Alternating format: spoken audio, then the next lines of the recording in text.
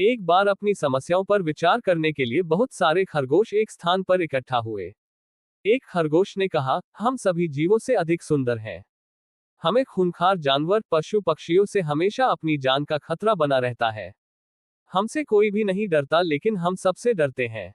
मनुष्य भी हमारा मांस खाने में कभी नहीं हिचकिचाते।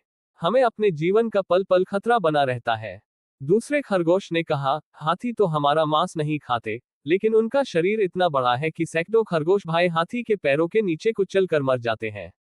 तीसरे खरगोश ने कहा, भाइयों, इस संसार में केवल शक्तिशाली ही जीवित रह सकते हैं।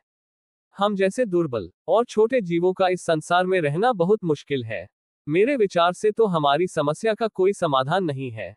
सभी खरगोशों के निराशापूर्ण शब्द सुनकर एक बूढ़ा अनुभवी खरगोश बोला, मैंने अपनी समस्या का हल खोज लिया है, जो हमारे सभी कष्टों को दूर कर सकता है।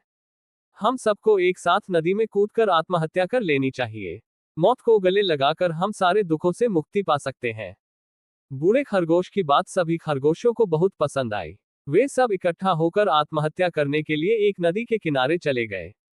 सभी खरगोशों में आत्महत्या करने की इतनी जल्दी थी कि वे सब आपस में झगड़ा करने लगे। खरगोशों को लड़ता देखकर नदी के किनारे बैठे सभी मेढक बुरी तरह डर गए और जल्दी से पानी में कूद गए। तभी बूढ़े खरगोश ने अपने साथियों को नदी में कूदने से रोक लिया और उन्हें समझाते हुए कहा, भाइयों, हमें हिम्मत से काम लेना चाहिए और आत्महत्या का विचार छोड़कर अपने मन में जीने की इच्छा जागृत करनी चाहिए। हमें उन जीवों के बारे में भी सोचना चाहिए जो हमसे भी कमजोर हैं। हमसे कमजोर जीव हमसे डरते हैं।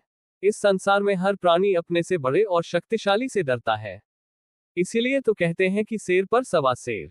शिक्षा, इस कहानी से हमें ये शिक्षा मिलती है कि स्वयं को कभी भी कमजोर नहीं समझना चाहिए।